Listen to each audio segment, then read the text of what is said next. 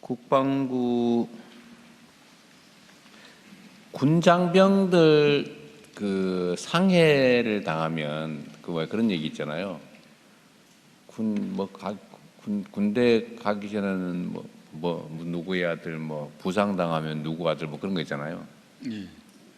그게 제일 큰 이유가 군내에서 부상을 당하거나 아니면 장애를 입었는데 치료도 전체적으로 책임 안 해주고, 그래서 이게 군 상해 보험을 민간에서 들어주고 이런 일이 있잖아요. 네. 지금 이거는 지금 현재 어떻게 해결되거나 처리됐습니까? 지금은 각 군별로 그 심사위원회가 상해 심사위원회 이게 다 돼 있어가지고요. 아니, 내가 얘기하는 거는 지금 군에서 복무 중에 상해를 입으면은 당연히 국가가 다 책임져야지. 왜 일부는 책임지고 일부는 안에서 개인이 책임지냐? 예? 그러니까 데려갈 때는 나라의 아들이라 그러고 부상 입으면 네 자식이라 그러고 그런다는 이 문제가 해결이 됐냐 이거 물어보는 거예요. 네, 지금은 다 거의 다 해결된 걸로 지금 알고 있습니다. 누구 아는 대통령님, 실무자 아는 분 대통령님 얘기하십시오. 예. 여기 있습니다. 인사복귀 실장입니다. 네. 네. 지금 대통령님께 말씀하신 사항은 아마 병사들, 의무복무하는 병사들에 대한 것을 네. 말씀하시는 것 같습니다. 그러면 일단 지금 병사들 같은 경우는 부상을 당하면 일단 군 병원이나 민간 병원에서 아니, 다 해결되느냐 이 말이죠. 이게 무슨 말이냐면 내가 성남에 있을 때 이 문제가 있어서 성남의 군 입대 병사들한테는 군 상해 보험을 대신 가입해 줬다고요. 네. 군에서 처리 안 해주는 나머지 치료나 이런 것들 재활 또는 장애가 생길 경우에는 보상금 이런 걸 주는 보험을 대신 들어줬는데 경기도 있을 때도 들어줬던 것 같거든요. 네. 근데 지금은 그 보험을 굳이 얘기하면 국가에서 보험을 들어주든지 아니면 책임을 지든지 둘 중에 하나를 해야 되는데 하고 있냐 그 말이에요. 현재는 상해보험, 민간 상해보험을 하고 있지 않고 네. 현재 대통령실하고 논의 중에 있습니다. 그래서 이 상해보험에 대해서 원래 민간보험회사 하게 되면 여러 가지 이제 담합 문제도 있어서 예산이 엄청나게 들어서 지금 대통령실이 제안한 것은 우정사업청이 있지 않습니까? 거기에서 이제 보험료를 좀 하게 되면 좀 저렴하게 할 수 있겠냐 해서 지금 같이 논의를 하고 있는 중입니다. 최종 정리는 안 됐군요, 아직. 그렇습니다. 네. 여하튼 이게 이제 보험으로 처리할 건지 책임으로 처리할 건지, 그러니까 보험료를 낼 거냐. 사실 전국 단위로 보험을 한다고 하는 거는 보험회사 입장에서는 보험료 받는 거하고 보험금 지출하는 거하고 손해를 안 봐야 되잖아요. 네. 그 말은 무슨 말이냐면 그 보험으로 할 게 아니고 그냥 책임을 져주면 되는 거지 국가가. 그렇습니다. 그래서 두 가지 굳이 보험을 하면 그런 아까 얘기한 그런 비리 부정 문제가 있을 수 있는데, 예를 들면 전국적으로 안 하니까 예를 들면 경기도 성남시 이런 데서는 하는 게 의미가 있는데 국가 단위로는 보험이라고 하는 걸 할 필요가 없이 보험에서 보장하는 정도를 국가가 직접 책임져 주면 되는 거죠. 대통령이 이렇게 생각하시면 됩니다. 병사를 예로 들겠습니다. 병사들 같은 경우는 현재 군병원이 있고 그 다음에 군병원에서 전부 다 무료로 치료해 줍니다. 두 번째는 민간병원을 본인이 선택해서 갈 수 있습니다. 그리고 민간병원에 갔을 때도 94%를 지원해 줍니다. 그렇기 때문에 현재로서는 거의 다 지원이 가능한데. 근데 왜 94만 해줘? 6%는 왜 안 해줘? 왜냐면 도덕적 해이 문제가 발생할 수 있기 때문에. 아니 군에 가서 자기가 다쳤는데 일부러 다친 것도 아니고 복무 중에 다쳤는데 왜 그걸? 왜냐하면 군병원에서 치료가 가능해도 불구하고 본인이 민간병원에 가겠다 한 경우가 있습니다. 그런 경우에는 이제 그런 6%를 본인 부담으로 좀 하고 있습니다. 그래서 지금 병사들 같은 경우는 실질적으로 보면 군병원에서 무료로 치료해주고 민간병원에서 실제 본인이 부담할 것은 실제로 6%밖에 없습니다. 그렇게 다 해주고 있는데 지금 대통령께서 말씀하신 사항이 뭐냐면 혹시라도 상해를 입게 되면 그렇지 우울증이 남을 경우에 예를 들면 보상금이라도 네. 줘야 되는 거 아니냐. 네. 근데 군에서 복무 중에 다쳐서 후유증이 남으면 지금 보상이 있긴 있는데 그렇습니다. 그게 충분치 않으니까 네. 민간 상해보험으로 일정액을 지급하는 걸 해달라. 그렇습니다. 그래서 해주는 자치단체들이 자치정부가 있잖아요. 예, 하고 있습니다. 네. 그거를 그 실제로 예를 들어 입장을 바꿔 생각하면 정부에서 예산을 담당하는 쪽에서는 뭐 이 정도 지금 현재 있는 제도면 충분하지 뭐 굳이 추가로 해줘야 되냐 이 생각을 하지만 군을 막상 가는 당사자나 가족들 입장에서는 이거 군대 가기 싫은 거 억지로 가는 것도 억울한데 엄청난 지원. 가서 다쳤는데 그래가지고 내가 뭐 예를 들면 어디 장애가 생겼는데 보상도 충분히 안 해준다. 너무 억울할 거 아닙니까? 가는 것도 억울한데 가서 다쳤으면 더 억울해지잖아요. 이거 너무 한다는 생각을 가지고 있단 말이에요. 그러니까 그걸 민간 보험을 들어서 예를 들면 얼마만큼 다치면 얼마를 치료는 물론이고 군에서 안 해주는 나머지 추가의 보상금도 준다고 하니까 이런 걸 지금 가입해주는 지방 정부들이 있단 말이에요. 그렇습니다. 그런데 이게 그 입장을 징집당하는 사람, 당사자, 청년들 그리고 가족들 입장에서 생각해야 된다. 6%는 네가 군 병원에서 치료할 수도 있는데 안 하고 민간에 갔으니까 그 네가 부담해라. 근데 당사자 입장에서 왜 군 병원이 충분히 민간 병원처럼 잘해주면 왜 민간 병원을 가겠어요? 그렇잖아요. 입장을 바꿔 생각하면. 그래서 이거는 좀 뭐라 그럴까 좀 더 나아가서 생각해 봐야 될 것 같아요. 지금처럼 그런 식으로 하면 결국은 할 필요가 없다는 생각이 들 것 같고 지금 내가 이 얘기한 지가 1년이 다 돼 가는데 아직까지 얘기하고 있다는 거는 사실 의지가 좀 부족해 보이는 것 같거든요. 다시 좀 신속하게 논의를 해 보십시오. 청와대도 마찬가지고. 대통령 지금 국정상황실과 논의 중에 있습니다. 네. 네. 논의가 너무 오래되고 있다 그 말이지 내 말은. 알겠습니다. 네. 그다음에 미군 반환 공여지 반환 협상이 너무 늦어지는 것 같아요. 물론 국방부는 최선을 다하고 있는 건 아는데 사실 미군 입장에서는 지금 평택 기지를 우리가 돈을 엄청나게 들여가지고 다 지어줘서 입주를 했는데도 원래 그 전에 비워주기로 한 걸 아직도 안 비워주는 데도 많이 있고 네. 비워주기는 했는데 그게 무슨 사후 절차가 안 됐다고 그러면서 사실상 우리가 못 쓰고 있고 이런 건 진짜 문제 아닙니까? 지금 한두 해도 아니고. 그렇습니다. 근데 미국 측에서 약간 좀 소극적으로 대화에 임하는 자세가 있어가지고 그러니까 저희들이 이게- 계속 촉구를 하고 있습니다. 이게 원래 선불 주면 안 된다는 거예요. 그래서 원래 입주와 그래서 동시행이라고 하는 게 이게 원래 국가 간 신뢰라고 하는 것 때문에 당연히 믿었겠지만 원래 좀 안 지켜왔잖아 사실은요. 그렇습니다. 그러니까 아니 당연히 우리가 거기 평택 기지 지는데 10조 원 이상 들었죠. 444만 평 10조 넘게 들어갔습니다. 땅은 당연하고 그 외에 지금 추가로 드는 현금만 10조 원이 넘는 거 아니에요? 땅값까지입니까? 아닙니다. 땅값 빼고? 예. 그래 엄청난 돈을 지금 미군의 해외 기지를 위해서 지원해 줬는데 그 대신에 원래 쓰던 부지를 넘겨주기로 한 거 아닙니까? 그렇습니다. 그 지금 평택 기지 입주한 것만 해도 얼마나 지났어요? 그런데도 아직도 지금 이런저런 내가 보기엔 거의 핑계에 가까운데 이런저런 이유로 안 넘겨주고 넘겨주는데도 뭔가 하나씩 걸어놓고 쓰지 못하게 하고 이건 진짜 문제 아닌가요? 더 속도감 있게 하겠습니다. 외교부도 마찬가지예요. 외교부는 여기 관여 안 합니까? 네, 함께 노력해 왔습니다만 네. 좀 더 박차를 가하겠습니다. 너무 상식적으로 말이 안 되는 일이라서 하는 얘기예요.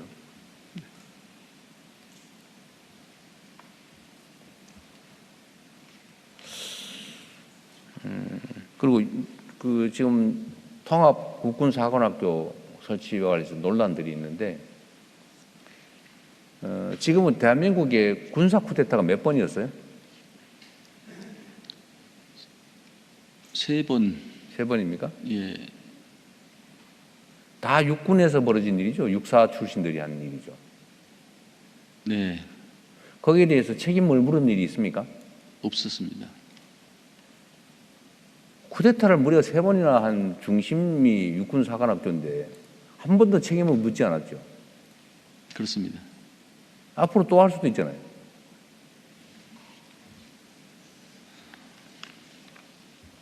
이제 그런 세상과 시대는 없어져야 되지 않겠습니까?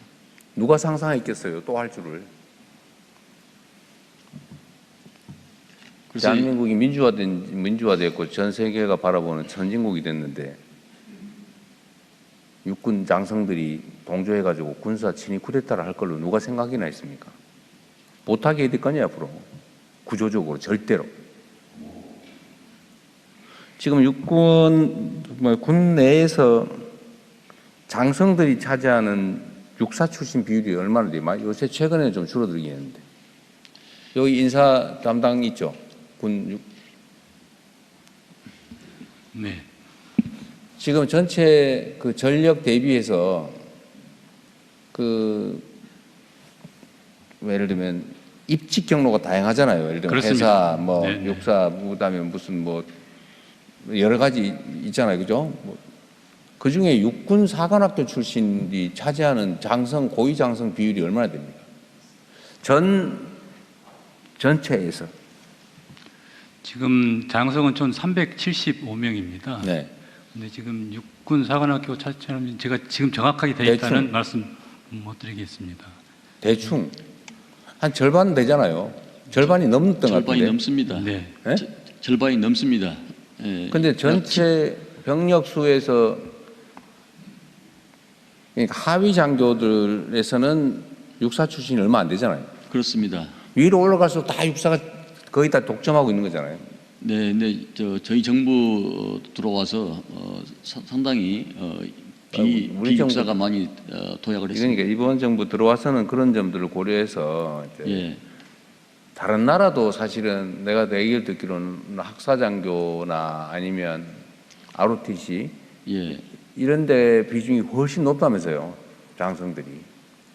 근데 우리나라는 고위 장성들은 거의 다 육사 아닙니까? 이때까지. 그렇습니다. 군사 쿠데타를 벌이고 나라의 헌정 질서를 통째로 파괴하는 행위를 3번씩이나 저질렀는데도 아니면 최소한 그 이전에 2번씩이나 저질렀는데도 여전히 압도적인 위치를 차지하고 있었잖아요. 그러니까 또 하죠. 성공했으면 어떻게 됩니까? 상상할 수 없을 것 같습니다. 성공했으면 주민자치센터에 옛날처럼 육군 대위들이 가서 전부 다 뒤에서 회전의자 돌리면서 감시하고 있었겠죠. 각각의 언론사에 전부 다 무슨 그때는 하사관들이 했습니까? 부사관들 가가지고 찍찍 긋고 인터넷 검열하고 했을 거 아닙니까? 그런 일들이 벌어졌는 그 핵심 중심이 육군사관학교였는데 책임을 한 번도 물은 적이 없죠. 그래서 군구조 개편과 여러 가지 정보사, 정보기관도 과감한 최초의 개편과 해체가 있었습니다. 그러니까 말이에요. 어쨌든 이거를 이미 지난 일이고 진압됐다고 그냥 적당히 넘어갈 일은 아니죠. 책임감을 가지고 추진하겠습니다.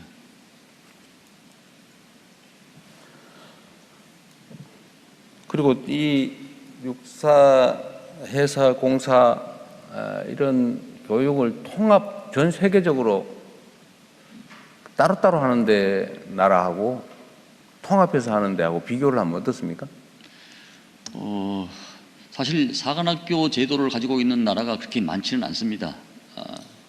되게 러시아, 중국, 공산국가도 사관학교가 없고 장교 1년 양성, 2년 양성 과정이 많고 주요 나라들만 몇 나라만 사관학교가 분리해서 운영되고 있고 통합된 사관학교를 통합해서 운영하는 나라가 굉장히 많습니다. 그러니까 더더구나 러우 전쟁 이후에 전쟁 양상이 180도 변했기 때문에 통합성과 합동성이 더욱더 요구된다고 할 수 있겠습니다. 이런 점들에 대해서 물론 이게 워낙 전문적 영역이라서 그럴 수도 있지만 국민들께 충분히 설명드리고 지금 현재 상황을 이해를 하게 해야 되잖아요.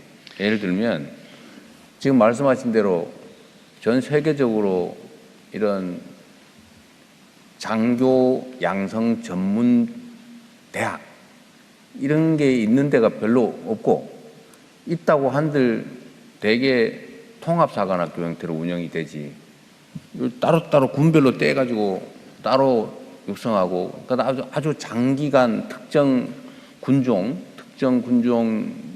그 장교들이 군대를 거의 압도적으로 장악하고 가끔씩은 군사 쿠데타를 일으켜가지고 그 나라를 절단을 내고 난 다음에도 아무런 책임도 안 지고 이런 경우가 있습니까? 통합을 하면 이럴 가능성이 좀 줄어들죠. 가장 중요한 것은 이번에 우리 정부가 추진하고 있는 것은 합동성과 전문성을 더더욱 고도화시키면서 첨단 과학 사관학교를 만든다는 데 있습니다. 여러 가지 규모의 경제 면에서 그 방향으로 가는 게 맞겠다는 것이 다수의 생각을 많이 가지고 있다고 할 수 있겠습니다. 거의 대다수의 군 장병들은 정말로 국가에 충성하고 군인으로서의 소명을 충실하게 잘 이행하지 않습니까? 네. 근데 그 중에 일부가 가끔씩은 때를 지어가지고 이런 절대로 용서 못할 일을 벌이잖아요. 그런 소지를 없애야 될 거 아닙니까? 꼭 사람이 나빠서가 아니라 기회가 주어지고 유인이 생기면 넘어가는 거죠. 그럴 수 없는 합리적인 교육 시스템이 꼭 필요하겠다. 네, 국민들이 그만해도 되겠다라고 할 때까지 이해와 설득을 구하고 정진하겠습니다. 그리고 신속하고 강력하게 하세요. 근데 얘기만 하고 하다 보니까 자꾸 이러잖아요. 진척 속도가 조금 그렇습니다. 빨리 하자. 굉장히 힘든 과정을 받고 있습니다. 뭐 힘들겠지요. 세상에 힘들지 않은 개혁이 어디 있어요. 당연히 힘들죠. 대통령님, 저 왼쪽 45도에 있는 네. 국방부 정책실장이 몇 가지 그래요? 말씀드리겠습니다. 네, 지금 사관학교 통합에 대해서 지금 계속해서 의견 수렴을 받고 있고 이달 말에 26일부터 이제 공청회가 있을 예정입니다. 그래서 지금 전반적으로 생도들 포함해서 국민들 여론 수렴을 하고 있습니다. 근데 사관학교 자체가 통합된 그 학교를 운영하는 데는 이제 캐나다, 호주, 일본이 있고요. 분리해서 운영하는 학교는 이제 미국, 영국, 프랑스 이렇게 있습니다. 근데 우리나라와 같이 큰 규모의 군을 운영하고 있는 국가는 양쪽에서 이렇게 찾아보기가 좀 힘든데 그렇다고 해서 미국을 또 따라가기도 어려운 이유는 미국은 계속해서 인구가 증가를 하고 있는 상황이고 저희는 학령 인구가 2040년이면 이제 45%가 감소하는 상황입니다. 그래서 현대전 상황과 전자권 전환을 고려를 해서 네. 앞으로 대통령께서 말씀하시는 통합 사관학교에 대해서 속도감 있게 추진하도록 하겠습니다. 네. 자, 보훈부 보고하시죠.